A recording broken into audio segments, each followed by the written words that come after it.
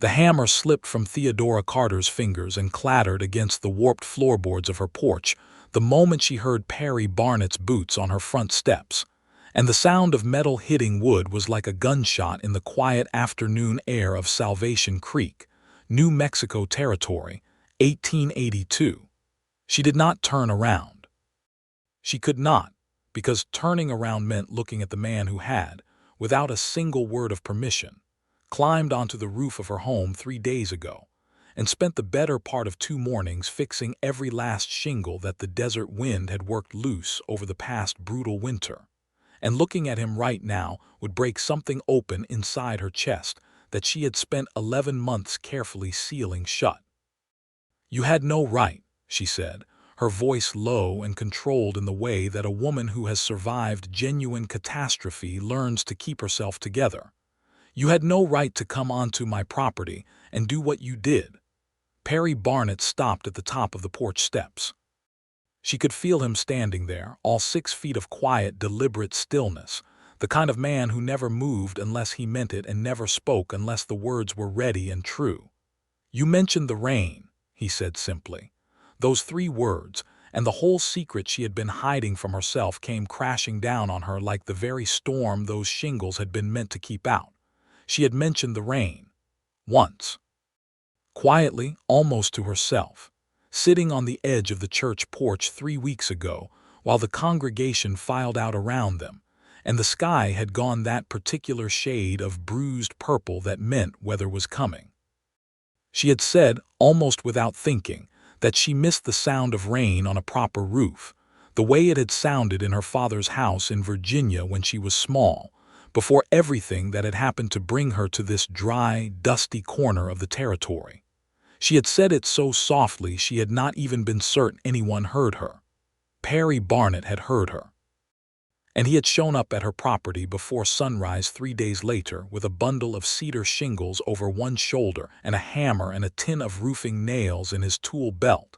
And he had climbed the ladder. She had not even noticed him leaning against her eaves until the hammering woke her, and he had worked until the job was done right. Both mornings. Refusing the coffee she had brought out to him. Refusing payment. Refusing to explain himself with anything more than a polite nod and a turned back as he focused on the work. It was the kindness of it that was the betrayal. Not his kindness, but the way her own heart had responded to it. The way she had stood in the yard holding a tin mug and watching his hands move with that careful, knowing precision, and felt something she had not felt in 11 months, something she had sworn she was finished feeling. "Theodora," he said, and the sound of her full name in his mouth was its own kind of revelation, because almost nobody in Salvation Creek called her Theodora. They called her Thea, or Mrs. Carter, even though Hale Carter had been in the ground for 11 months, and she had no intention of carrying his name any longer than the territory's legal requirements demanded. But Perry Barnett called her Theodora, had always called her Theodora from the very first Sunday she had appeared in the church pew 6 months before Hale died, as if he had looked at her and decided that was exactly who she was and he was going to honor it whether she asked him to or not. "Do not say anything else," she told him. "All right," he said. And he stood there in the silence with her while the afternoon light moved across the red clay yard, and the distant mountains turned from amber to rose, and she understood with a sudden, frightening clarity that this was the problem with Perry Barnett. He would wait. He would stand in the silence as long as it took.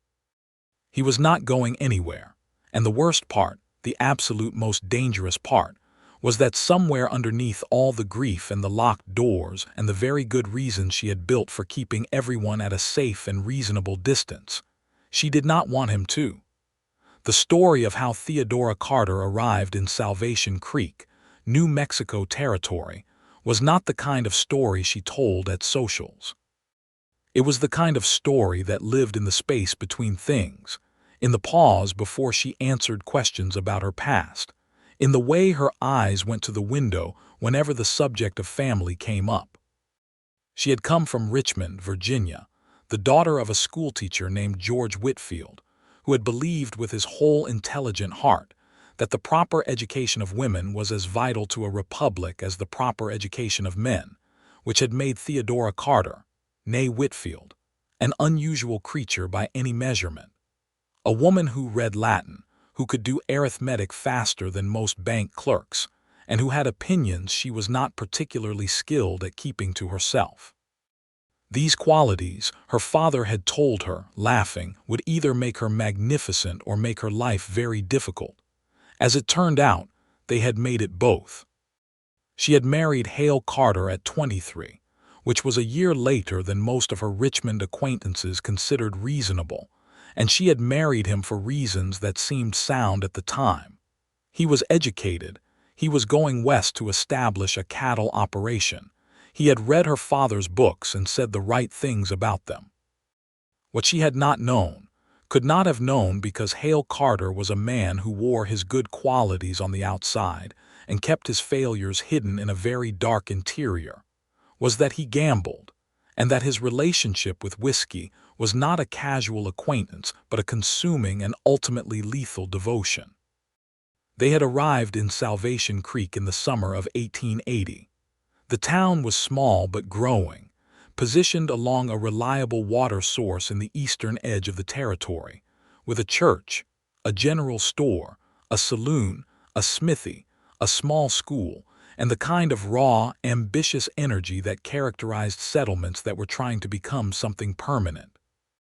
Hale's cattle operation had started with promise and deteriorated steadily over the following 18 months as his debts accumulated, and his drinking accelerated, and Theodora had gone from wife to caretaker to something that had no polite name, but that women throughout history have known very well. The person holding everything together while someone else came apart at the seams. Hale Carter had died in November of 1881 from a fall off his horse in the dark after a night at the saloon. The doctor had been kind. The town had been appropriately sympathetic. And Theodora had stood at the grave in the cold November wind and felt, underneath the grief for the man she had hoped he would be, a terrible, honest, shameful relief, and the guilt of that relief had wrapped itself around her heart like a wire, and she had been carrying it ever since. What Hale had left her was the house, which was hers outright, and a small cattle operation that she had managed, through sheer determined competence and the help of 2 reliable ranch hands, to keep from complete collapse. She had learned to ride properly, to read cattle and pasture, to negotiate with buyers in Albuquerque, and to get along on her own in a territory that was not always certain what to do with a capable, solitary woman of 26 who had no apparent interest in finding herself another husband. Perry Barnett had come to Salvation Creek 8 months before Hale died, which meant Theodora had known him for 19 months total, but really known him, in the way that mattered, for the 11 months since Hale's death, and the knowing had been entirely against her will. He had come from Texas, from a spread near Abilene that his family had built, and that had been broken apart by a combination of drought and a dark past she only knew pieces of.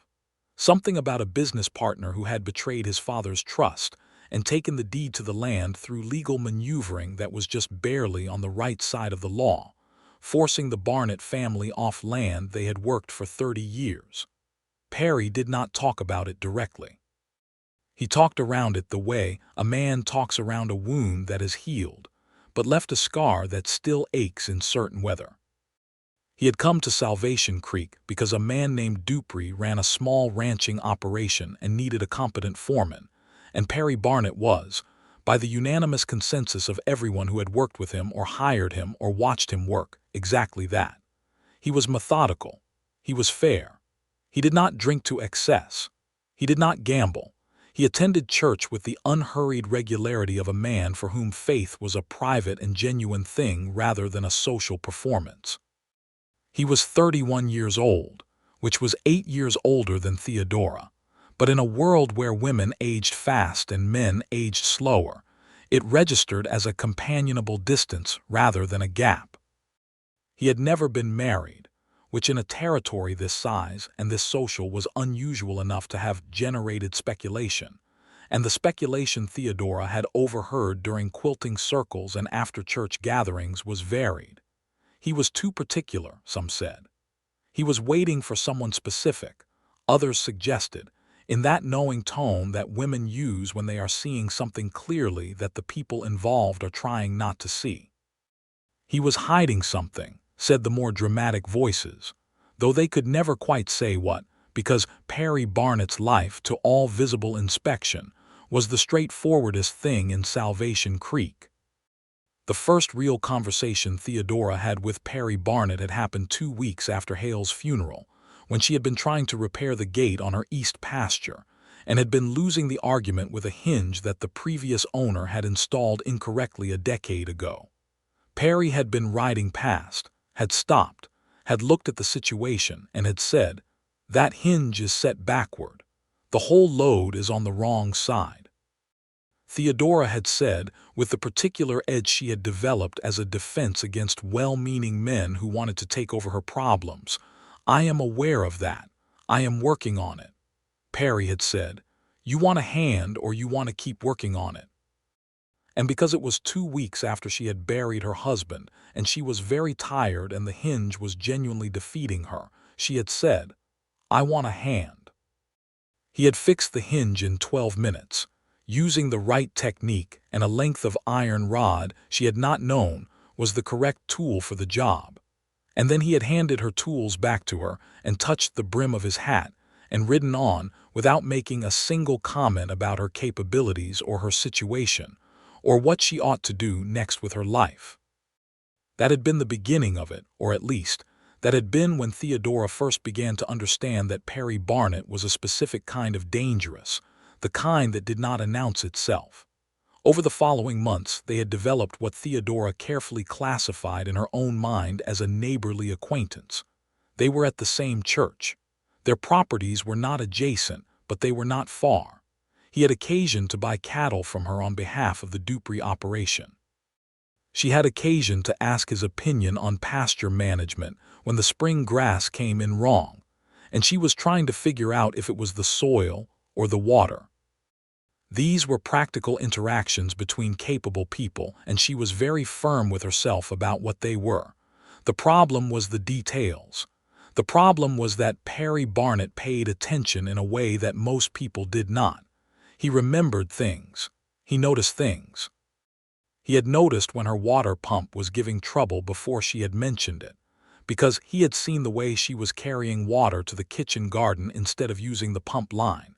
And he had arrived one Tuesday with a washer and a wrench and fixed it in 20 minutes, without ceremony, without making it into a demonstration of helpfulness. The same with the fence post that had been leaning since the January storms. The same with the axle on her wagon that had been making a sound she had planned to address but had not yet gotten to. He never did these things without being asked or without occasion. He never presented them as favors that required payment in gratitude. He simply did them, with the quiet competence of a man who found something satisfying in the act of repair itself, in the making right of things that had gone wrong. And every time, Theodora felt the wire around her heart pull a little tighter, because this was the thing she had not known she had been missing: to be seen. Not observed or assessed or evaluated, but genuinely, carefully seen, by someone who was paying attention for his own reasons and not because he wanted something in return. The shingles had been the moment it became impossible to maintain the classification she had been keeping. She had mentioned the rain so quietly on that church porch, sitting with her arms folded against the autumn air, not even certain she was saying it to anyone. She had said she missed hearing rain on a good roof, because her father's house in Richmond had a tin roof and she had loved falling asleep to the sound of it, the specific percussion of a Virginia summer storm against tin.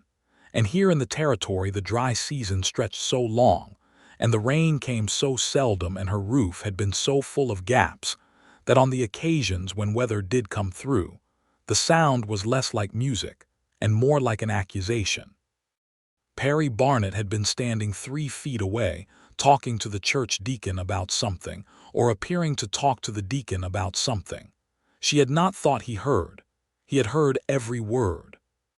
When she turned around now on her porch and finally looked at him, because she could not keep her back to him any longer, because 11 months of keeping her back to this particular feeling had exhausted her in a way that had nothing to do with cattle or ledger books or loose shingles, what she saw on his face was not triumph. It was not even satisfaction, though he had done a very good job on those shingles, the kind of tight, overlapping work that would hold through a territory winter without a single leak. What she saw was something much simpler and much more frightening. He was watching her with the patient, careful attention of a man who understood that she was standing at the edge of something and who had no intention of pushing her over it, but who was also, quietly and without apology, going to be there when she decided to step. Why? She asked, and what she meant was not why the roof, or not only why the roof. Perry considered this, the way he considered most things, without rushing it. Because you mentioned it, he said. Because it was something I could fix. Because the next cloud that came through would have come through your ceiling, and that struck me as wrong. He paused and then added, with the kind of precision that made her feel he had been thinking about how to say this for a long time, and because I wanted to. The last 3 words were where the secret was. She sat down on the porch step because her legs asked her to. He came and sat 2 steps below her, not presuming to sit beside her, not retreating, just finding a position that was close without being an imposition. And they sat together in the orange afternoon light while the chickens moved in their small orbits around the yard, and the distant sound of cattle drifted in from the south pasture. I am not ready, Theodora said, because it was the truth and she believed in the function of truth even when it was uncomfortable. I know, Perry said. Hale was. She stopped, because the honest account of Hale Carter was not a simple thing to hold. It was not a good marriage, she said finally, which was the most honest and least dramatic way she knew to say what had been her life for 18 months. Perry did not respond with the careful sympathy that people usually deployed when she came near this subject, the tilted head and the measured condolences.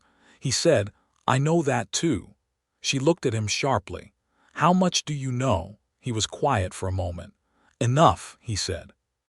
I was at the saloon the night he fell. Not drinking, he added immediately because she was already reading the implication. Dupree sent me to collect a payment from a man who'd been avoiding paying his debt by way of poker tables. I saw Hale Carter that night. I saw his condition. He looked at the yard, not at her. I saw it and I went home and I was sorry I had not done something, though I did not know then that he would not make it home. This was information she had not had. She processed it carefully. There was nothing you could have done, she said. No, he agreed. But sorry does not always care about what's possible. She felt something shift in her chest, not the wire releasing exactly, but the tension in it changing quality, going from something tight and resistant to something that might, with time and careful handling, soften. The shingles were a beautiful repair, she said, because she needed to say something that was not about Hale and not about her own tumbling interior, something that acknowledged what he had done without crossing the line she was not yet ready to cross. Perry Barnett looked at her, and the side of his mouth moved, just slightly, in something that was the structural ancestor of a smile. Good cedar shingles from the mill in Albuquerque, he said. Those will hold 20 years if you keep an eye on the flashing. I know about flashing, she said, with a touch of the edge she could not entirely suppress. I know you do, he said, and there was no condescension in it, only a kind of warm recognition. He stood up from the step and settled his hat, which was his way of signaling that he was leaving without it being a departure from anything significant. The clouds coming in from the west, he said, looking at the horizon, where the bruised purple light she recognized was building over the peaks. Should be here by midnight. Your roof will hold. He walked down the porch steps and untied his horse from the fence post at the edge of the yard, and Theodora watched him go with the particular sensation of someone watching a tide go out and knowing it will come back. The rain came at 2 in the morning.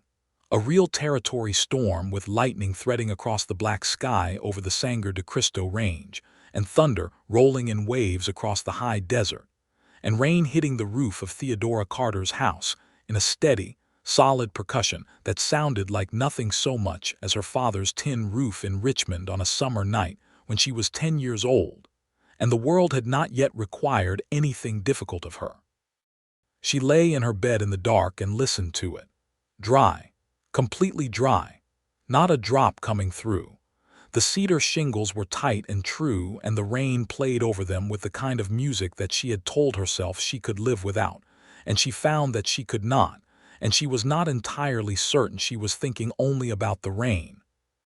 She pulled her blanket to her chin in the dark, and listened to the roof that Perry Barnett had fixed for her, and cried for the first time since Hale's funeral. But the quality of this crying was different from the November crying, which had been grief and guilt and exhaustion. This was something releasing, something that had been held too long under pressure finally finding a way out. And when it was over, she felt lighter in a way she could not account for, and she lay in the dark listening to the rain and the sound of her own breathing, and thought about the careful hands of a man who had noticed she missed something, and had quietly made it right before the next cloud came. The following week passed in a state of internal negotiation that Theodora refused to acknowledge was happening. She told herself she was busy, which she was because October on a cattle operation demanded real attention. The fall drive was approaching.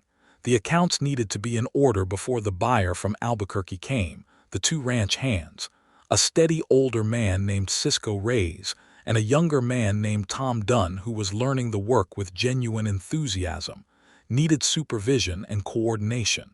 She had plenty to occupy her mind. Her mind occupied itself with Perry Barnett.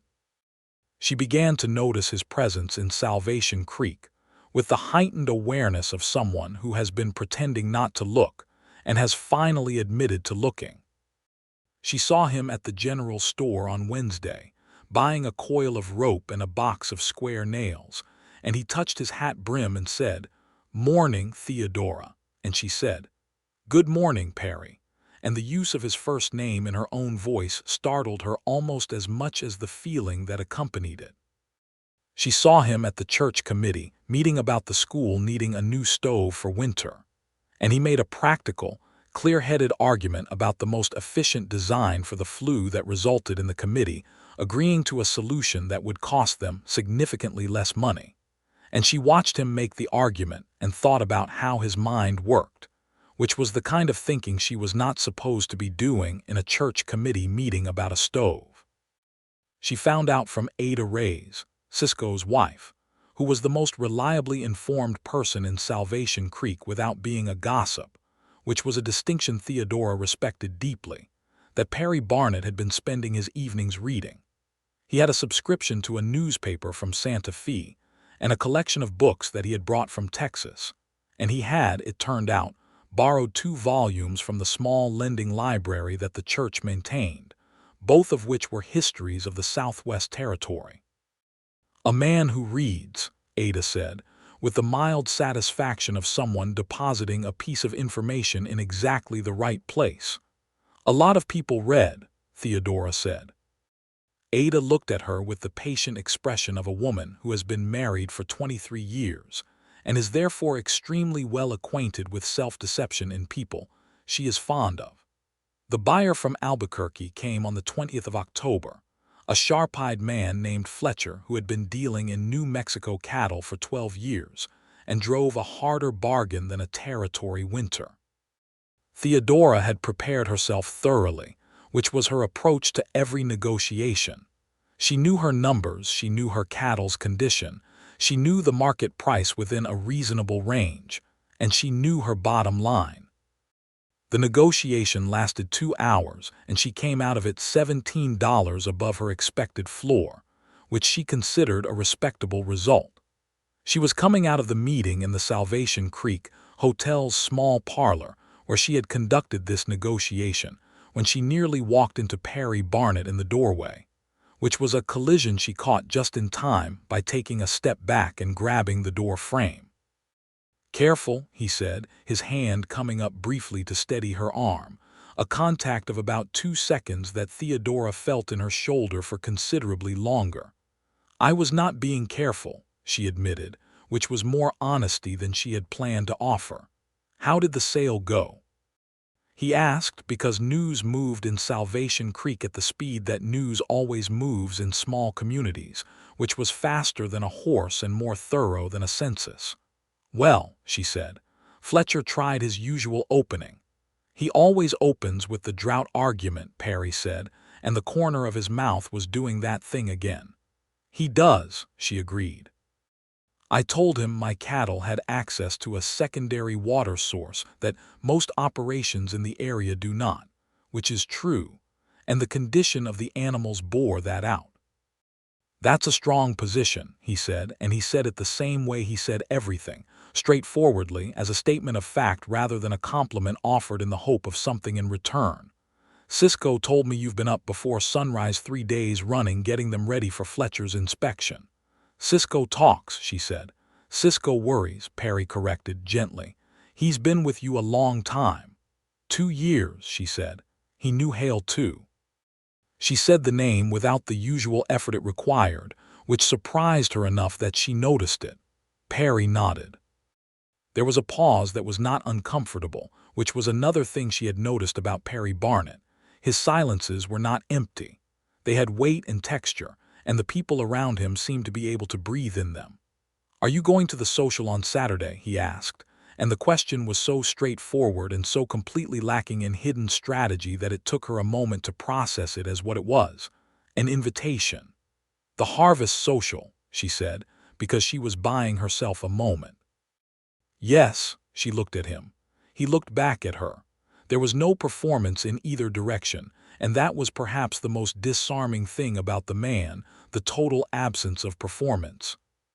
She was so accustomed to navigating people's presentations of themselves, to reading what was underneath the surface strategy, that a person who simply was what he appeared to be required a complete recalibration of her instruments. "I had planned to go," she said. "Good," he said. And then, with the same quiet directness, "Would you be willing to dance with me?" It was such a simple question. Not a calculated seduction, not a move in a social game, just a man asking a woman if she would dance with him at a harvest social, and the simplicity of it was enough to make her eyes sting in a way she firmly refused to allow. "One dance," she said. "One dance," he agreed, and touched his hat brim and went on his way. She stood in the hotel doorway for a moment after he had gone, aware that Ada Reyes, who was across the street buying flour, had witnessed this entire exchange with the expression of someone watching a natural phenomenon they have predicted come precisely to pass. The Harvest Social was held in the town hall on a Saturday evening in late October, with lanterns strung along the beams and fiddle music from the Garza brothers who played at every community occasion, and a long table of food that the women of Salvation Creek had assembled with competitive thoroughness. The air smelled like pine resin and apple cider, and the particular dusty sweetness of a desert autumn, and people came in from homesteads and ranches within a 20-mile radius, because a social was a social, and the territory's social calendar was not so full that any of its entries could be dismissed. Theodora wore the green dress she had brought from Virginia, the one she had thought about leaving behind because it felt like a different life, and she was living a different life, but had kept because there were limits to how much of yourself you could afford to throw away. The color was good with her dark hair, which she wore pinned up in the back with her mother's 2 tortoiseshell combs that had survived the journey west intact when less important things had not. She arrived with Ada Reyes and Ada's daughter Reseda, who was 16 and therefore at the age where social occasions were approached with electric intensity, and she spent the first 45 minutes talking to the schoolteacher about the school's winter fuel situation and helping set out the pie table, and dancing a reel with Tom Dunn, her young ranch hand, who danced with the enthusiastic imprecision of someone who knew the music and was still negotiating with the steps. Perry Barnett arrived at the social at 9 o'clock with the Dupree family, because he came everywhere with the Dupree family since that was the nature of his employment, and his position in Salvation Creek's social constellation. And he made his way around the room greeting people with the same unhurried attention he brought to everything. And Theodora tracked him from the periphery of her vision, while maintaining a conversation with the minister's wife about the relative merits of different quilt patterns, which was the kind of conversation she could conduct in her sleep. When the Garza brothers shifted from a reel to a waltz, Perry crossed the room to where she was standing. He did not say anything. He extended his hand. She took it. The waltz in 1882 in a New Mexico Territory town hall was not a formal ballroom occasion, but it was also not nothing. Partners stood close, hands met, and the music required something that was partly physical and partly a negotiation of attention. And Theodora Carter, who had not danced a waltz with genuine focus since before Hale's illness had made all social graces irrelevant, discovered that dancing with Perry Barnett required genuine focus. He led with the same quiet competence he brought to everything else, not forceful but clear, so that following was not a surrender of agency but a conversation, a responsive arrangement between two people who were both paying attention. His hand at her back was exactly as present as it needed to be, and no more. He held her right hand with his left with the same care he had held the hammer that first morning on her roof, and she could feel, through the contact, the calluses of a man who worked with his hands, which for reasons she could not entirely explain she found more reassuring than anything smooth would have been. They did not talk through the whole dance. At the very end, as the music was finishing its final revolution, he said quietly, against the diminishing fiddle, "Your roof is holding." And she laughed, which was the first time she had laughed in front of Perry Barnett, really laughed, not the polite social laugh but the real one that came from somewhere lower and more genuine. And she felt the wire around her heart shift again. And this time it shifted in the way that a wire shifts when it finally, after sustained pressure, gives. One dance became two. Two became three. On the fourth dance she stopped counting. Walking home in the late October night, Ada beside her and Rosita running ahead in the cheerful energy of youth, Theodora looked up at the sky over the territory, which was brilliant with stars in the way that the desert sky is always brilliant after a rain, and she felt something she had not felt in a very long time. Something that was not quite hope but was adjacent to it. Something that pointed in the direction of a future that was not just about survival. November came in cold that year, the first real cold of the winter following the territory's dramatic fashion of temperature changes that could strip 15 degrees off an afternoon in a matter of hours. Theodora managed her cattle through the transition, coordinated with Cisco and Tom about winter feed, and did the work that the season required with the focused efficiency that was her primary mode of operation. Perry Barnett found reasons to be in her vicinity that were perfectly legitimate, and that she allowed because she had decided, with the deliberate intention of a woman who does not do things accidentally, that she was going to allow them. He came to look at a fence line they shared on their respective properties' distant boundary, which was a genuine point of practical concern, because the fence had been damaged in the October storm and needed to be assessed before winter made the repair harder. They walked the fence line together on a cold Tuesday morning, their breath making small clouds in the air, and he showed her where the posts had shifted and what would need to be done. And she showed him where the erosion from the arroyo had been undermining the southern section. And it was an entirely practical conversation that was also, in the way that all conversations between people who are paying real attention to each other are, about considerably more than fence posts. She showed him the view from the top of the ridge on the east end of her property that she had not shown anyone, the place where you could see 3 different mountain ranges at once on a clear day. The way the red and gold and gray of the landscape arranged itself into something that looked deliberately composed, like a painting by someone who understood that beauty was not an accident but a structural property of the world. Perry stood beside her and looked at it for a long time without saying anything, which was exactly the right response. "My father would have loved this," she said, and it came out before she had planned to say it. "What was he like?" Perry asked, so she told him. She told him about George Whitfield, the Richmond schoolteacher who had believed in the education of women, and who had given his daughter a room full of books, and the radical idea that her mind was worth developing, and who had died of pneumonia in the winter of 1879, 18 months before Hale had brought her west, and whose absence she had never fully stopped feeling. Perry listened the way he did everything, with his whole attention, not filling her pauses with his own observations, but holding the space so that she could keep going if she wanted to, and she wanted to, she found, which was itself a revelation. When she finished, he said, "He sounds like the kind of man who understood that the world was a better place with more people in it who could think clearly." That was exactly what he believed, she said, and felt something loosen further in the region of her chest.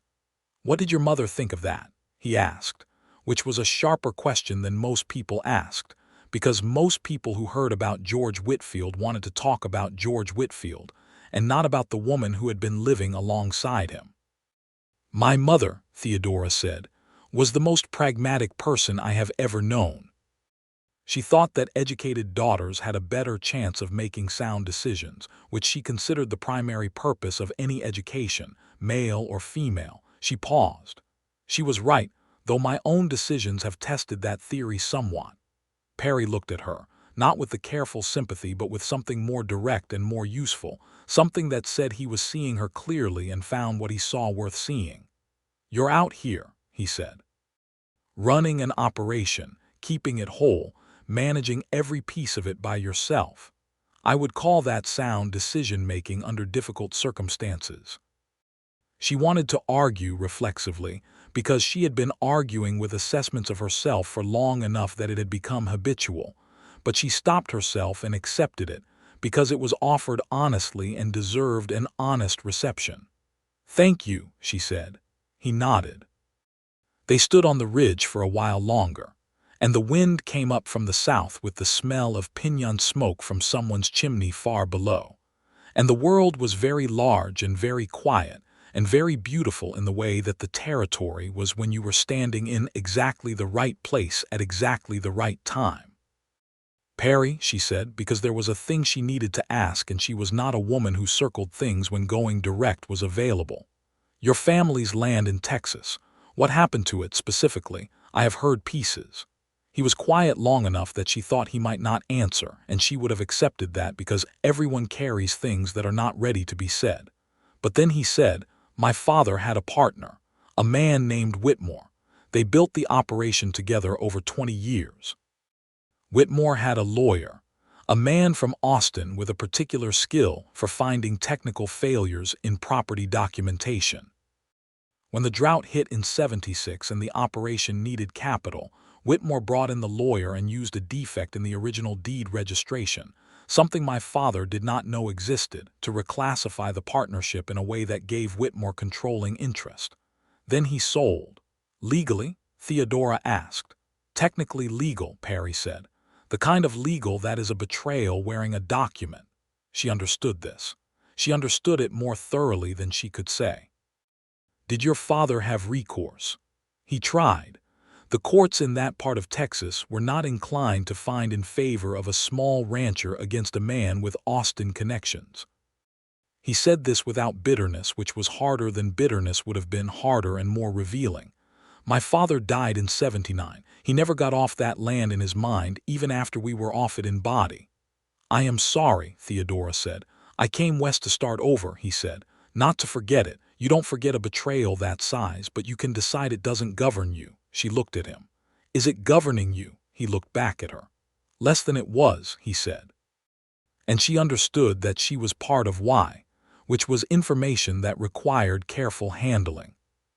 November gave way to December with the territory's characteristic drama, a cold that was dry and sharp rather than damp and heavy, the kind of cold that is entirely honest about itself and does not sneak up on you. The winter brought its demands and Theodora met them. And in the spaces between demands she found Perry Barnett, more frequently and more naturally than she would have predicted 2 months ago, though she would have predicted it if she had been paying honest attention to herself, which she was only now beginning to do. He came for Sunday supper 3 times in December, always with a practical occasion to present. Once to return a tool he had borrowed to help her fix a pump joint that had cracked in the frost. Once to discuss the spring grazing rotation that their shared fence line made a point of mutual interest. Once, on Christmas Eve, simply because Ada Reyes had organized a small gathering at Theodora's house, and he had been invited along with the Dupreys and the minister and his wife and Tom Dunn, and he had brought a book from his collection, a history of the Southwest Territory that he had thought she might enjoy. Wrapped in plain brown paper and tied with a piece of leather cord. She had given him, because she had anticipated he would bring something and she was not going to be caught off guard by her own feelings, a pair of good leather-work gloves she had ordered from the catalog, specifically in the size she had noticed him wearing. They had looked at each other over their respective gifts, with the mutual recognition of two people who have been paying very close and very intentional attention. January was the winter's worst month, the storms coming through in sequence, the kind of weather that kept people inside and made the world very small and very immediate. Theodora's roof held through every storm, which meant she heard every one of them in full, the rain turning to sleet, and the sleet to a brief and beautiful snow that whitened the red clay yard and the pasture, and the peaks beyond into a landscape that looked almost unreal in its purity. On the 3rd of January, there was a storm severe enough that Perry, who had been working on the Duprey operation's eastern boundary when it came in, did not make it back to the Duprey bunkhouse, and arrived instead at Theodora's door at 4 in the afternoon, his horse walking carefully on the icy road, snow on the brim of his hat and his coat and his shoulders, because that was the nearest shelter, and that was where the road had brought him. She opened the door and looked at him in the snow and said, "Get inside." She made coffee and he sat at her kitchen table, which was a simple pine table with 4 chairs that she had bought at the Salvation Creek furniture maker's workshop, and that had fed exactly 2 people a total of 3 times so far in its existence at suppers. And the kitchen was warm from the stove she had banked high against the cold, and the storm was throwing itself against the windows with the focused energy of weather that means business. They talked for 4 hours. Not about cattle or fence lines or practical things, though those came up. They talked about books, because it turned out that Perry had read more than the territory histories, and included among his reading an improbable assortment of material that reflected the particular self-directed education of someone who had decided that not having formal schooling past the age of 14 was not going to be the limit of what he knew.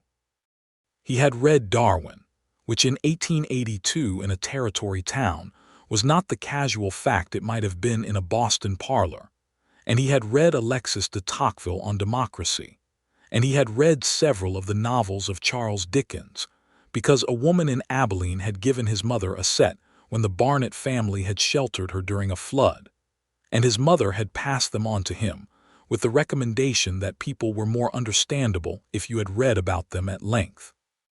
Theodora, who had read every one of these and more, found herself in a conversation she had not had in over 2 years, the kind where both people are genuinely curious about each other's minds, and the curiosity is its own reward, separate from any other agenda.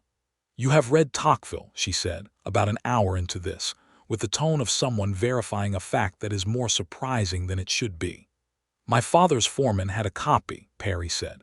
"He lent it to me when I was 17. I read it twice." He paused. "The part about the tyranny of the majority has stayed with me."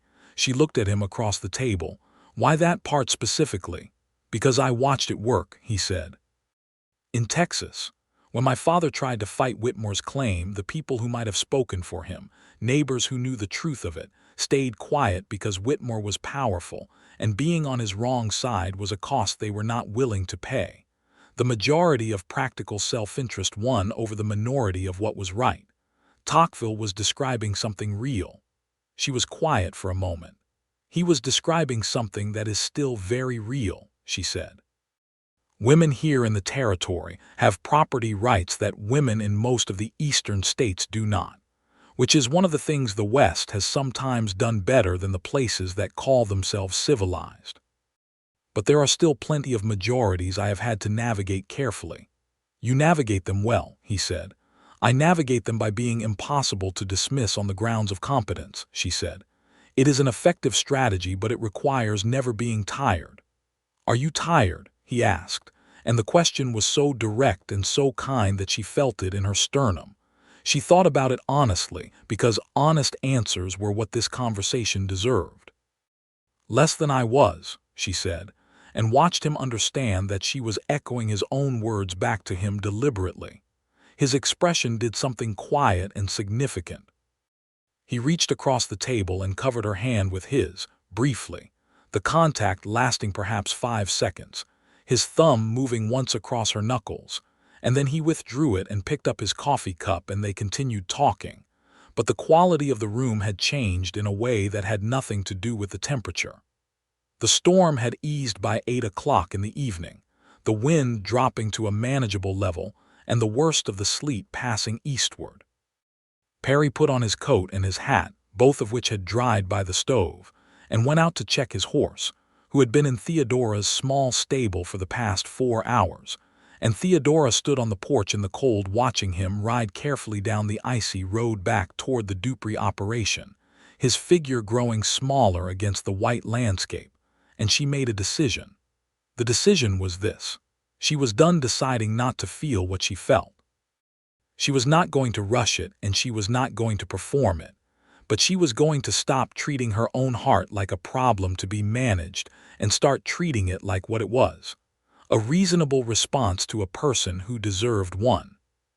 February in the territory brought with it the first whispers of spring in the form of certain birds returning to the cottonwoods along the creek, and a change in the quality of the afternoon light. That particular gold that means the worst of the cold is contemplating retreat. It also brought a complication. A man named Garland Price arrived in Salvation Creek on the 8th of February, riding a good horse and carrying himself with the particular confidence of someone who has resources and is accustomed to having them. He was from the Santa Fe Land Office, and his purpose in Salvation Creek was to assess several property claims in the area, including Theodora Carter's, on the grounds of a complaint that had been filed questioning the validity of the original deed transfer that had given Hale Carter title to the property, and that now passed to Theodora as Hale's widow. The complaint had been filed by a man named Silas Brock, who owned the adjacent property to the south, and who had made an offer for Theodora's land 3 months after Hale's death that she had declined firmly, and who had apparently decided that legal maneuvering was the next available tool. Theodora found out about this on the morning of February 10th, when Garland Price came to her door with his official papers and his careful bureaucratic manner, and informed her that there was a question about the deed, and that she would need to appear at the land office in Santa Fe within 30 days to present documentation supporting her claim. She received this information with the controlled exterior she maintained as a matter of principle, thanked Garland Price for his time, and closed the door. Then she went to her desk and took out the deed document and every piece of property documentation Hale had ever possessed and spread it across the table, and began to read it with the focused intensity of a woman who had learned Latin at 14 and was not going to be outmaneuvered by paperwork. She found the potential issue within 2 hours. The original land purchase, made before Hale had brought her west, had a clerical error in the plat description that created an ambiguity about the eastern boundary. It was the kind of error that Silas Brock's lawyers had apparently found useful. She also found, after another hour of careful reading, that the error was correctable through a process of supplementary documentation, and that the original surveyor's records would resolve the ambiguity conclusively, provided those records could be located.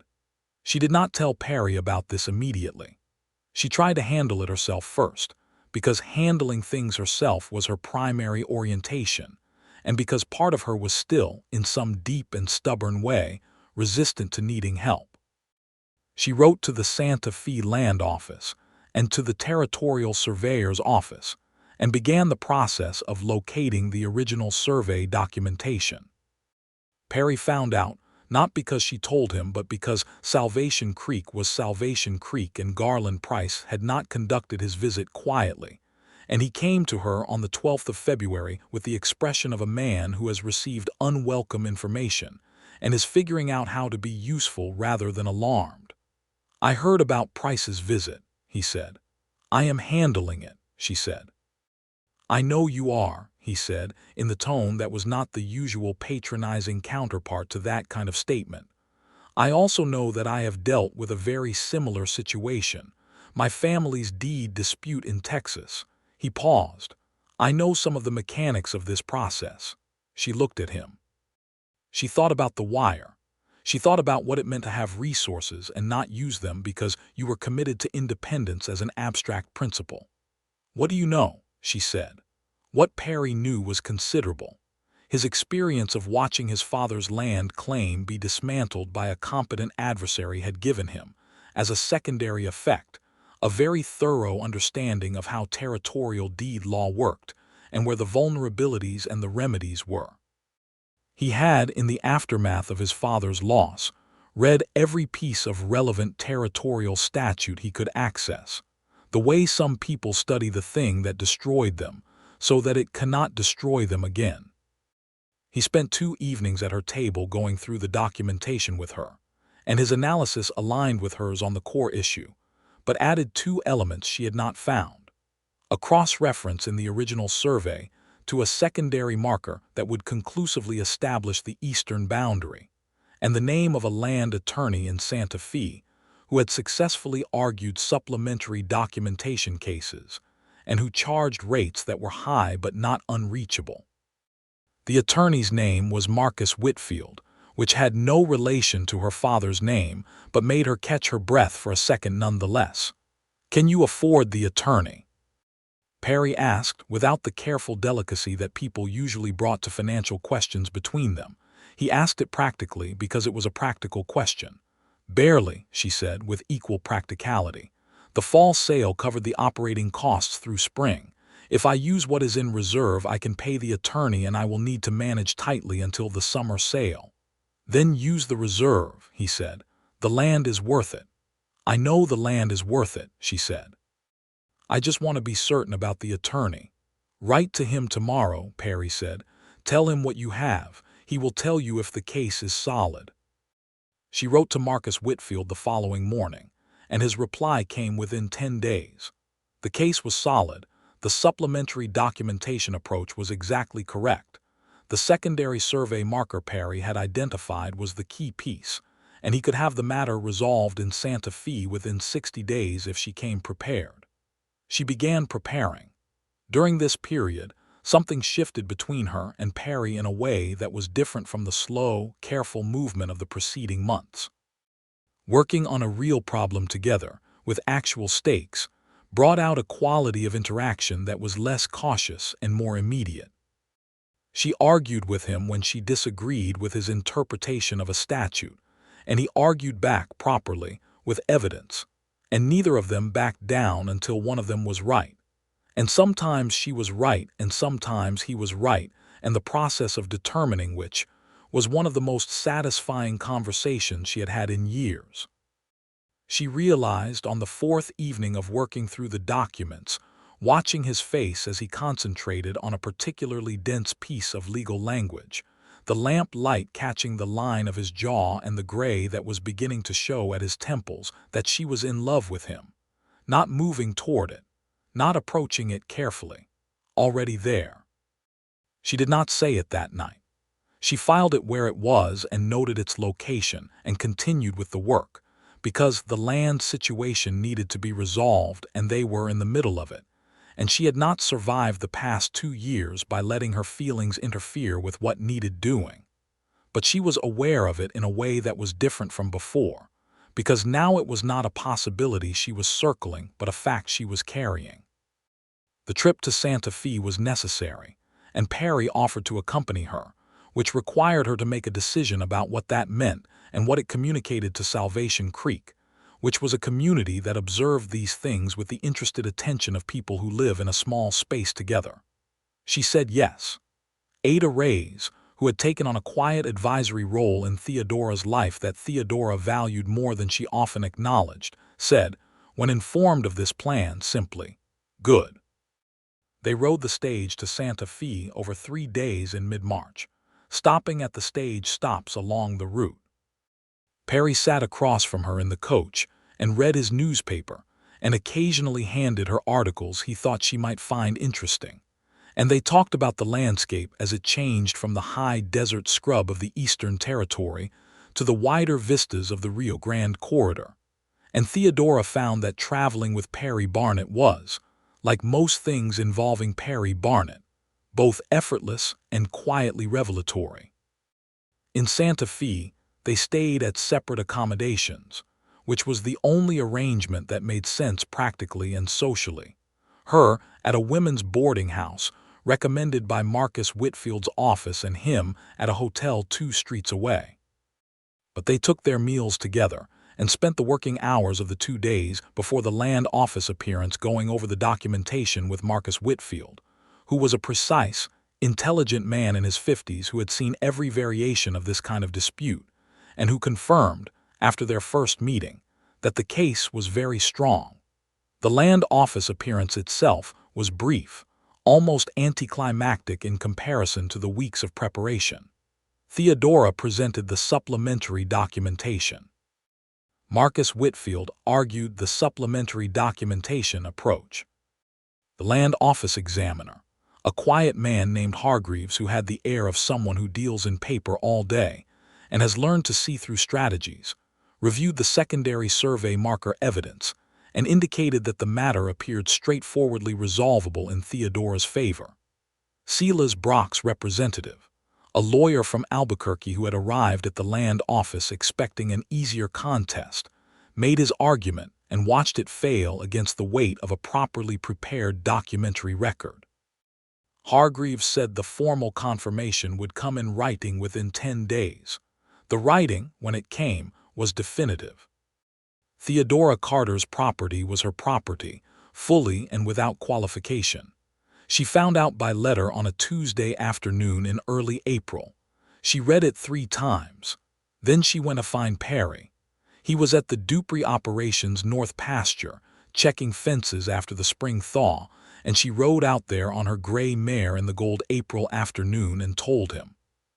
He looked at the letter and then at her, and the expression on his face was something she had never quite seen there before. An uncomplicated, full happiness that was not for himself but entirely for her, and it was the most genuinely beautiful thing she had seen in a very long time. She kissed him then, because the moment was exactly right, and she had been carrying the fact of loving him for 6 weeks, and the situation called for it. She kissed him standing in the north pasture in the April afternoon, one hand against his chest and his arms around her in the way that felt like the answer to a question she had been asking for 11 months, and when they separated they looked at each other with the slightly stunned quality of people who have been approaching something carefully and have finally arrived. "I should have done that sooner," she said. "You did it exactly when you were ready," he said. "That's when it was supposed to happen." She thought about the shingles. She thought about him hearing her speak so quietly about rain on a roof, and deciding, without calculation, without strategy, to make it right before the next cloud came.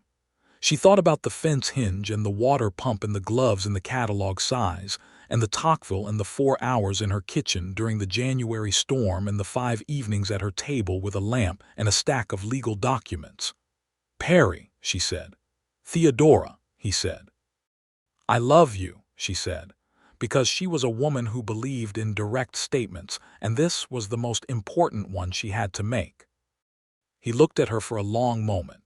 In the way he looked at things, he wanted to understand completely before responding, and then he said, with the quiet certainty that was the most Perry Barnett thing in the world. "I have loved you since the morning I watched you bring coffee out to a man on your roof who was too stubborn to come down and drink it. And you stood in the yard and looked up at the work, and the expression on your face told me you were already thinking about whether the flashing was right." She laughed, and the laugh came from the same place the January laugh had come from, the real one. "The flashing was a consideration," she said. "I know," he said, and he smiled then. A full and complete smile that she had not seen before because she had only seen the structural ancestors of it. And the smile was the final piece of a face she had been learning for 19 months and now knew as well as her own. Spring in the territory was extravagant, the desert blooming with a reckless intensity that seemed improbable given the dry months that preceded it. And April and May were the months when the world made a case for itself. Theodora's cattle went out to the spring pasture. Cisco and Tom were occupied and cheerful. The school got its new stove, which the Garza brothers and 3 other men had installed in March, and which heated the room to a temperature the children considered tropical after the previous winter's conditions. Perry and Theodora moved through the spring in the way that people move when they are in love and not afraid of it, with a quality of attention to the ordinary that makes it extraordinary, with a specific kind of happiness that is quieter than joy and deeper than contentment. He was at her property frequently enough now that Salvation Creek had simply adjusted its understanding of things, the way communities do when 2 people stop trying to hide what is obvious, and the adjustment was gentle and generally approving, because Salvation Creek liked both of them and had, by the community's collective wisdom, been waiting for this to happen. He proposed in May, on a Sunday afternoon, on the ridge with the 3 mountain ranges visible in the clear spring air. He had no ring yet because he had not had access to one, which he acknowledged directly and without embarrassment, explaining that he had written to a jeweler in Albuquerque, and the ring was being made and would arrive in 3 weeks. The proposal therefore consisted of him saying clearly and simply that he wanted to marry her, that he had thought about it with his full mind, and not just his feelings, and the conclusion was the same from both directions, that he understood she was a woman of independence and capability, and that he wanted to be the person beside her rather than the person directing her, and that he loved her in a way that was not going anywhere. She said yes. She said it immediately, without the usual deliberation, because the deliberation had already been done, quietly, over the past 2 months, and the answer had been available for a while. The ring arrived in June, a simple gold band with a small garnet set in it, the color of the territory's red clay, which Perry said was intentional, and she wore it on her right hand until the wedding because she was still, technically, in the social convention of the territory's mourning period for Hale's death, which was a convention she found slightly absurd given the particulars, but which she observed because certain conventions existed to smooth community life, and she was a practical woman. They were married in September of 1883, almost exactly 2 years after Hale Carter's death. The ceremony was in the Salvation Creek Church, with the minister officiating and every person in the community in attendance because a wedding in a small territory town was not a private occasion. Ada Reyes wore her best dress and managed to maintain her composure until the vows were being exchanged, at which point she permitted herself a dignified degree of emotion. Cisco Reyes stood beside Tom Dunn in the second row, and both of them wore their best shirts and their most carefully brushed hats. The Dupree family occupied the third and fourth rows on the groom's side. The Garza brothers played afterward at the celebration in the town hall, and the music was very good. Theodora wore a dress she had made herself over the preceding 2 months, an ivory cotton with a fitted bodice, and a practical skirt that was beautiful without being absurd, because she was a woman who would be working in this territory for the foreseeable future, and she saw no reason her wedding dress should not acknowledge that. Her mother's tortoiseshell combs were in her hair. Perry wore his best suit, which was dark blue and well-made, and he stood at the front of the church with the quiet certainty that characterized him in everything, And when Theodora walked down the aisle on no one's arm because she had decided she was delivering herself, and that was how it should be. He watched her come with an expression that was so openly in love that it required her to take a very deep breath to maintain her composure through the last 15 steps. The vows were the standard ones of the period, and they said them clearly and meant them fully. And when the minister said they were husband and wife and Perry kissed her, it was the kiss of two people who have arrived at something they earned through patience and honesty, and the slow, careful work of seeing each other truly. And it tasted like rain on a roof, and cedar shingles, and 4 hours in a warm kitchen during a January storm. They stayed in her house, which became their house, because it was the more established operation, and because Perry had no particular attachment to the Dupree bunkhouse, and he moved his books and his tools and his collection of items that constituted the material life of a man who has been living carefully and without permanence for several years. And the house received these things the way a house receives what it has been waiting for. Perry continued working for Dupree through the end of the year, managing the transition of his own role there, as Dupree increasingly needed a different arrangement now that Perry's time and attention were being reasonably redistributed. By the spring of 1884, he had shifted into a partnership arrangement with Theodora on the cattle operation, bringing his knowledge and his labor, and a modest sum from the savings he had accumulated since leaving Texas. And together, they expanded the operation in a direction that Theodora's solo management had not been able to reach, because there is simply more that two capable, aligned people can accomplish than one person alone. Cisco and Tom stayed.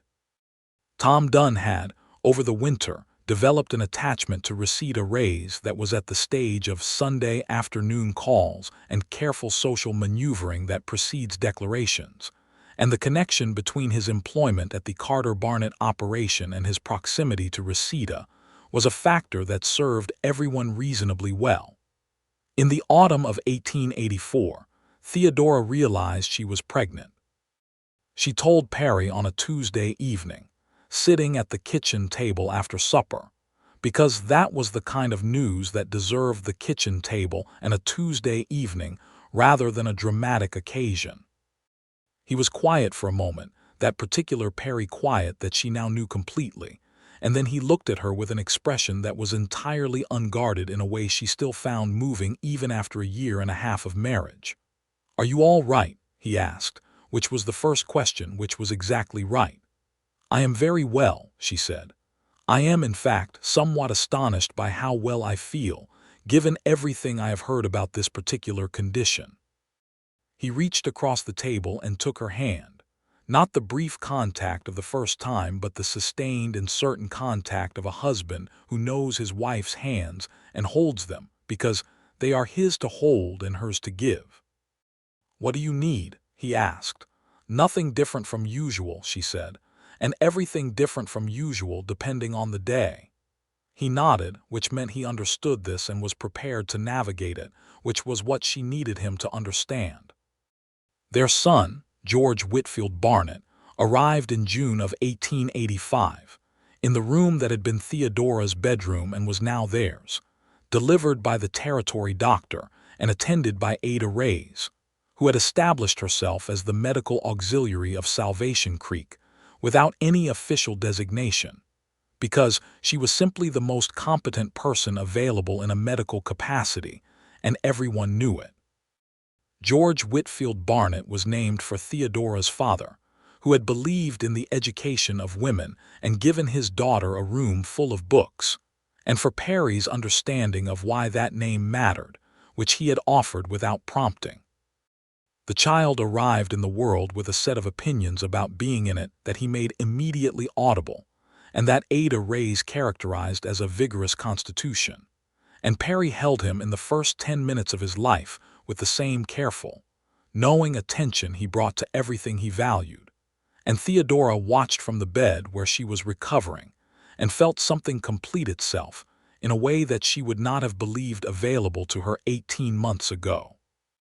George was a serious, curious child from the earliest age that seriousness and curiosity become distinguishable from simple general alertness, which in his case was approximately 4 months. He had Perry's capacity for sustained attention and Theodora's tendency to reach for whatever was nearby that might be of interest, and the combination produced a small person who was, by the consensus of everyone who encountered him, going to be a significant deal of trouble in the most rewarding possible sense. The cattle operation continued to grow through 1885 and 1886. Perry's management and Theodora's financial acuity, and the loyal work of Cisco and Tom, produced an operation that went from barely viable to genuinely prosperous by the standards of territory ranching, which was not enormous prosperity, but was the real and satisfying kind that meant the winter feed was always in, and the equipment was maintained, and there was enough in reserve to absorb the inevitable bad year without disaster. Silas Brock, whose attempt to undermine Theodora's property claim had failed so thoroughly, sold his adjacent operation in the summer of 1885 and moved to Albuquerque, and the new owners of the South property were a couple named Harlow who were considerably more neighborly and who became, over time, friends rather than sources of tension. Tom Dunn and Reseda Reyes were married in the autumn of 1885, in the same church, with the same minister, and the Garza brothers played the same celebration, and Theodora danced with Perry and thought about the harvest social 3 years ago when she had said one dance and meant everything was still being decided. And here was the decision, dancing with her, gray at the temples now and the calluses still on his hands from good work. And the music was the same music, and the lanterns were the same lanterns, and everything else was entirely different in the best possible way. The school in Salvation Creek, which had been struggling with teacher retention because territory schools competed poorly with Eastern schools for qualified educators, gained a new teacher in the spring of 1886, a woman from Philadelphia named Catherine Bell, who had come west specifically because she wanted to teach in a place where the need was real. Theodora, who had been on the school committee since 1883, was instrumental in recruiting and retaining her, and the school improved dramatically under Catherine Bell's management, which had wide beneficial effects throughout the community, including on George Barnett, who began school in 1890 at the age of 5, and took to it with the focused enthusiasm of someone who has been waiting for exactly this. In the winter of 1886, Theodora was pregnant again. This pregnancy was harder than the first, with a persistent exhaustion in the middle months that required genuine adjustment, and Perry managed the redistribution of work and responsibility with the same quiet practicality he brought to everything, absorbing more of the daily operation, coordinating with Cisco and Tom, and coming home every evening to the specific purpose of being present in a way that mattered. Their daughter, Margaret Ada Barnett, arrived in August of 1887, named for Theodora's mother and with Ada Reyes's name as her middle name, which Ada received with the dignified composure that barely concealed how much it moved her. Margaret was as vigorous and opinionated as her brother, but her opinions ran in a different direction. Where George was interested in how things worked mechanically, Margaret from the earliest age was interested in people, in their expressions and their interactions, in the social fabric of whatever room she was in, which Theodora recognized with some amusement as her own mother's pragmatic social intelligence appearing one generation down. The years of the late 1880s in the territory were years of change, the railroads pushing into areas that had previously been accessible only by horse and stage, bringing with them both the convenience of connection and the disruption that connection always brings. Salvation Creek was not directly on a rail line, but the nearest stop was close enough by the late 1880s that the journey to Santa Fe and Albuquerque went from a 3-day stage ride to a manageable day trip, which changed the scale on which Theodora and Perry could operate their business. They expanded. Not recklessly, but steadily, adding acreage when the adjacent Harlow property came available in 1888, and the Harlows decided to return east, adding cattle in proportion to the new pasture, investing in better breeding stock that Perry had researched carefully through agricultural publications.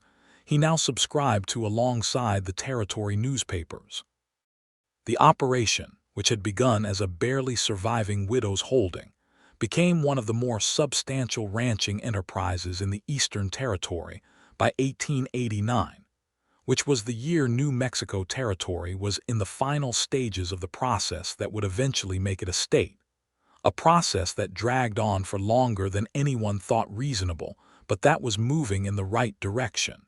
And the political conversations at the Barnett kitchen table, where Theodora's opinions were treated as exactly as significant as Perry's, were vigorous and informed, and occasionally disturbing to guests who were not accustomed to a woman making the more incisive territorial policy argument.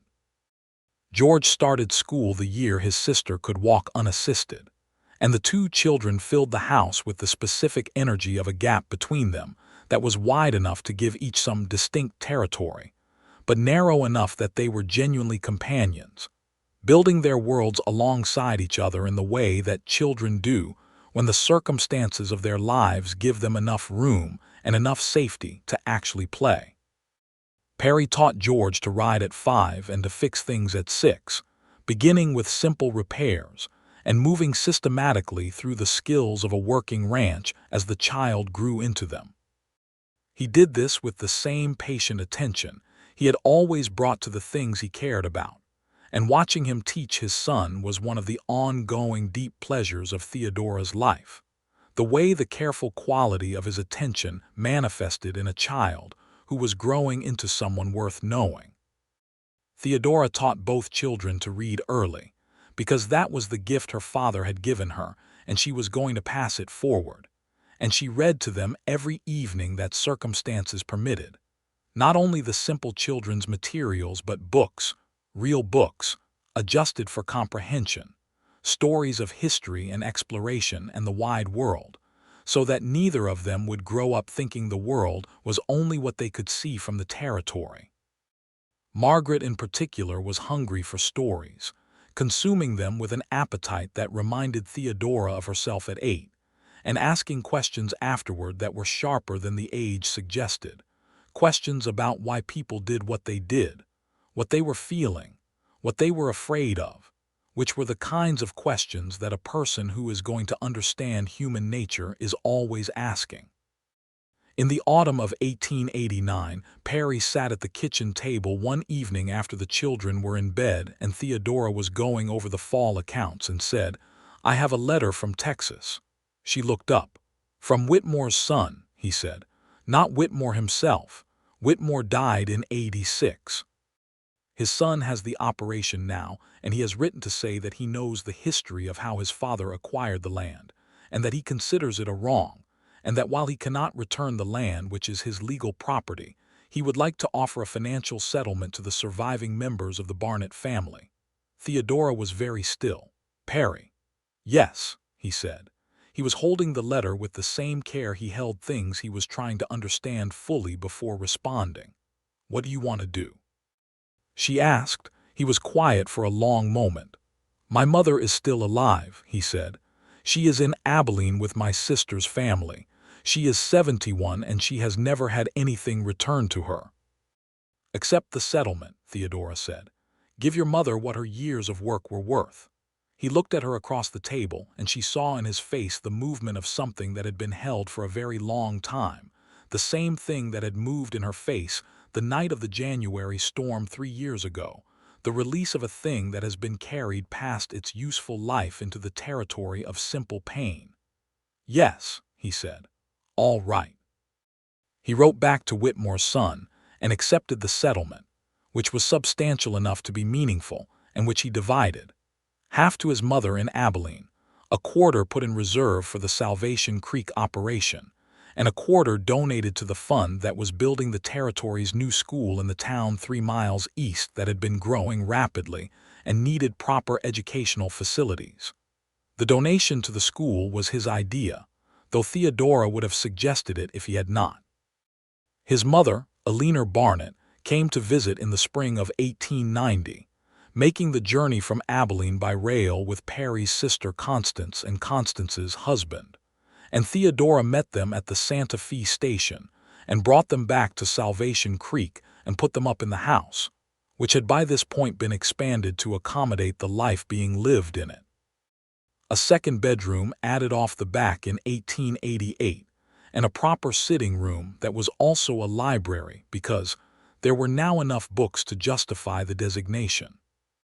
Perry Barnett was a small, upright woman of 72 who had Perry's quality of paying attention and who shook Theodora's hand at the station with the direct grip of someone who has made their own assessments and is pleased by what they find. She spent 3 days at the Salvation Creek property, and she watched her son and her daughter-in-law and her grandchildren, and on the third evening she said to Theodora, on the porch in the warm spring air, "He is different than he was." "Different how?" Theodora asked. Perry considered this. "Settled," she said. "He was always good, always steady, but there was a part of him that was not settled, waiting for something." She looked at Theodora with Perry's eyes, which was a slightly disconcerting effect. "You are what he was waiting for." Theodora thought about the ridge with the 3 mountain ranges. She thought about less than it was. "I think we were waiting for each other," she said. "It just took us a while to get to the same place at the same time." Perry Barnett smiled, and the smile had Perry in it too. "Yes," she said, "that is how it usually works." The 1890s arrived with the particular feeling of a new decade, the territory changing around them as the railroad years accelerated the pace of things. More people arriving, more towns growing, the old open quality of the high desert becoming something slightly more managed. Salvation Creek grew from a small community into a real town, acquiring a second general store and a telegraph office and a proper hotel, and a doctor who stayed year-round, rather than making quarterly visits from the nearest larger settlement.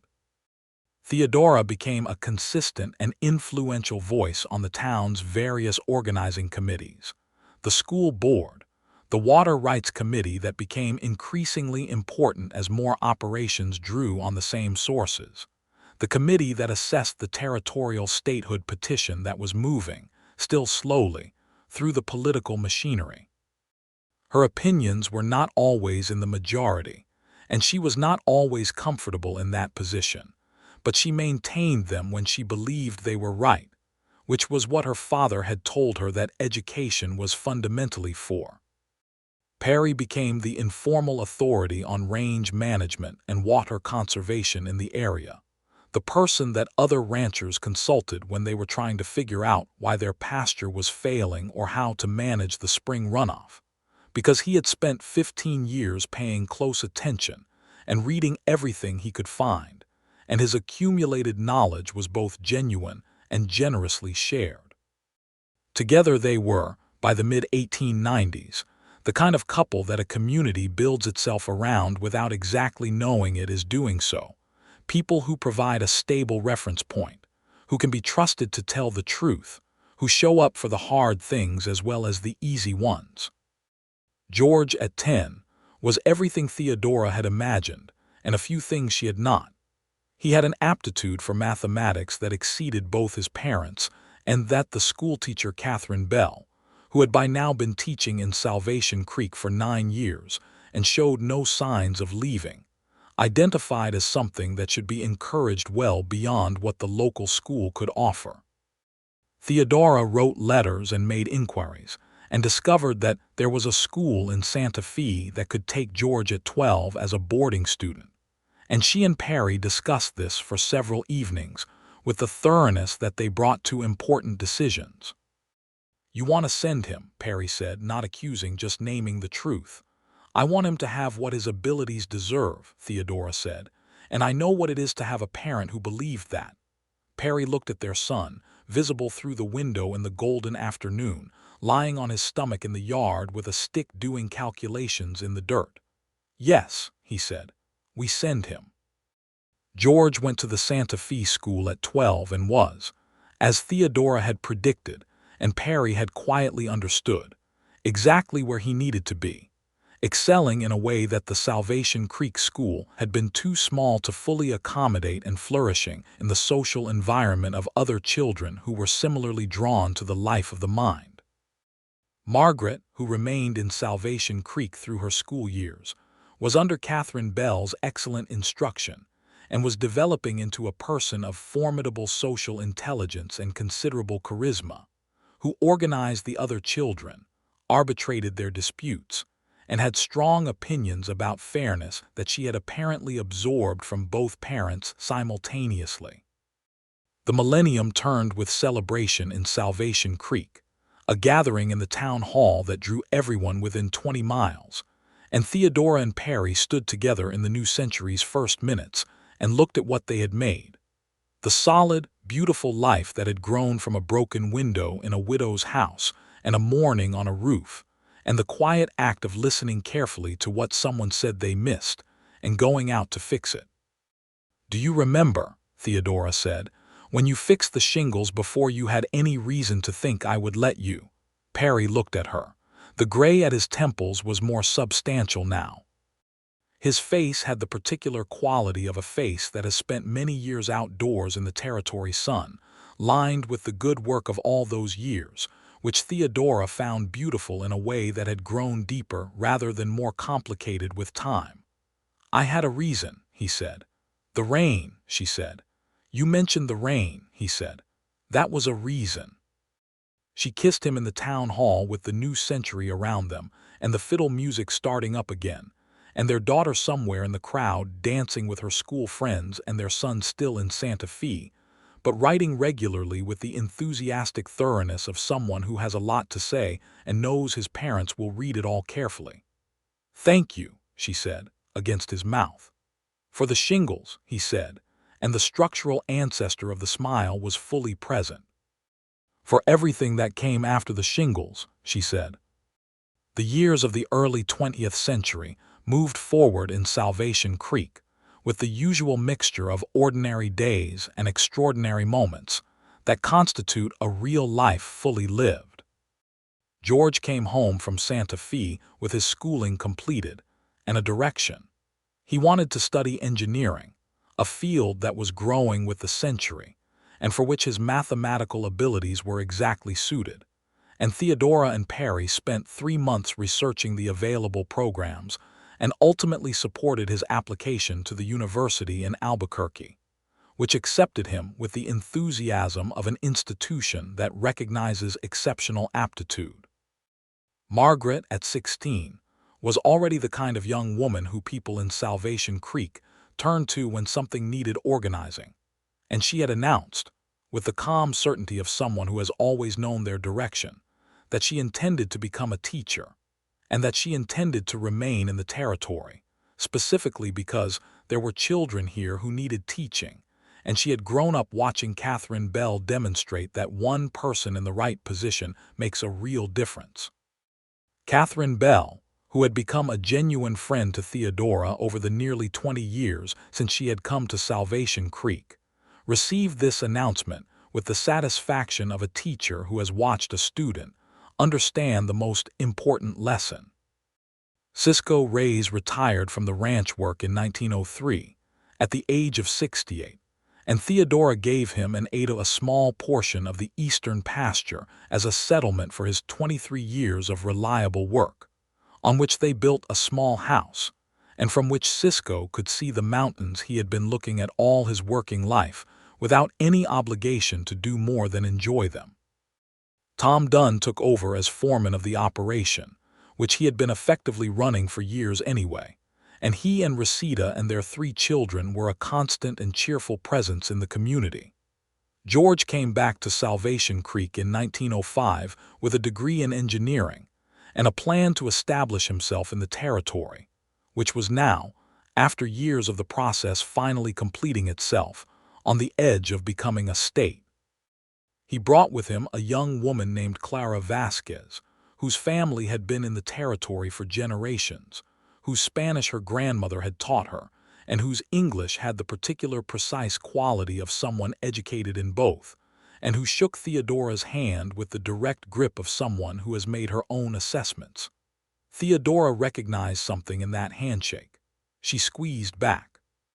George and Clara were married in the Salvation Creek Church in 1906, with the Garza brothers' sons playing, because the brothers themselves were now too old to play dances, but had taught their sons everything. And Theodora danced with Perry in the town hall where they had first danced 23 years before, and the quality of the dancing was better now because they had 23 years of practice in moving together. Margaret, who stood up for her sister-in-law at the wedding with the warm authority of someone who has decided she is going to love this addition to the family, and is making that immediately clear, started teaching at the Salvation Creek School in the following September, which meant that the school now had 2 teachers for the first time in its history, a development that Catherine Bell and Theodora both considered entirely satisfying. In the summer of 1907, George and Clara had their first child, a son they named Perry George Barnett, which was announced to the elder Perry at the kitchen table on a Sunday afternoon, and which produced on Perry's face an expression that Theodora had not quite seen before, the particular unguarded astonishment of a grandparent receiving a name as a gift, which required him to take a moment to collect himself, and which she found the most genuinely moving thing she had seen in the room since George himself had been handed to them 22 years before. New Mexico became a state on January 6, 1912, and Salvation Creek celebrated with the warmth and genuine investment of a community that had been part of the territory long enough to feel the weight of the change. There was a gathering in the town hall, naturally, and the music, and the food, and the kind of talking that people do when something important has finally arrived. Theodora stood with Perry in the hall and thought about 1882, the year she had arrived in a territory that was raw and uncertain, and full of possibility and danger in roughly equal measure. A young woman with a broken marriage and a complicated heart, and a very strong determination to survive whatever came next. She had not imagined this. The grandchildren, the grown children, the deep and permanent knowledge of being loved and known by exactly the right person, the community around them that bore the marks of their 30 years in it, the school that had Margaret in it now teaching the next generation, the operation that employed good people and produced good cattle and sustained itself with the care they had put into it. She had not imagined any of it except perhaps in the darkest and most private part of herself, the part that her father's books had shaped, the part that believed the world was genuinely better with more people in it who could think clearly and act honestly and keep their promises. "What are you thinking?" Perry asked beside her. "I am thinking," she said, "about cedar shingles." He looked at her with the gray in his hair and the lines of 30 years of territory sun on his face, and the same eyes that had been watching her with patient, careful attention since the autumn of 1881, and he said, "Are they holding?" She took his hand. "The kitchen table hand. The ridge with 3 mountain ranges hand. The January storm hand. The dancing hand. The hand she had been holding for 24 years and intended to keep holding for every year that remained. They are holding perfectly," she said. "They will hold forever." The lanterns in the hall swayed in the draft from the door as more people came in from the January cold to celebrate the state that had finally become a state, and the music started up, and somewhere across the room their granddaughter, Clara and George's second child, a girl of 4 with Perry's eyes and Theodora's determination, was dancing by herself in the way that small children dance when the music tells them they must, with her whole body in complete abandon. And the sight of her was so full of joy that it was almost more than a person could hold without spilling over. Perry pulled Theodora toward the dance floor because there was music and there was a floor and there was his wife, and there was absolutely no good reason not to. She went with him because she had been going with him for 24 years and every time had been the right decision. They danced in the new state's first celebration, in the Salvation Creek Town Hall with the lanterns and the fiddle music and their grandchildren and their children and their friends of 30 years around them. And the roof above them was solid and tight and true. The way a good roof is when it has been properly maintained, and the flashing has been watched, and the cedar shingles have been laid by someone who cared about the work. Outside, the January sky was clearing after the morning's cloud, and the stars over the territory were coming out one by one above the mountains, and somewhere to the west, another cloud was building in the darkness, the kind that would bring rain by morning, the good soaking rain that the desert needed, and that the cattle needed, and that would sound. On the roof of the house on the edge of Salvation Creek, where Theodora Carter had become Theodora Barnett, and where two people had built a life out of honesty and patience, and the radical act of genuinely paying attention to each other, like music, like the very best kind of music. The kind you could fall asleep to and wake up to and live your whole life underneath without ever growing tired of hearing it. The kind that sounds like home.